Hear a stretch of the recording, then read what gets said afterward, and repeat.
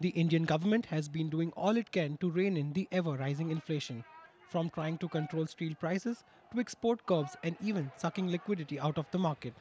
But inflation continues to remain at an all-time high.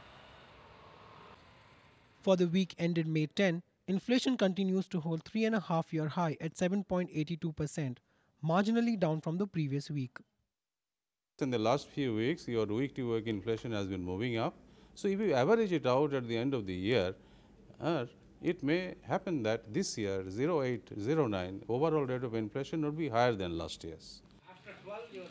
The Reserve Bank of India is aiming to bring inflation between 5.5 to 6%, but policy initiatives have not yielded much results. Through CRR increases, we still see comfortable liquidity situation, and we still see credit offtake not really matching liquidity inflows. With oil prices touching $130 per barrel, it is going to have a spillover effect. And as steel prices shoot up, housing sector too is showing no signs of relenting. I believe that on the affordability front, we are creating a challenge to the young Indian, because particularly in the larger cities, the affordability context is getting a little bit out of sync.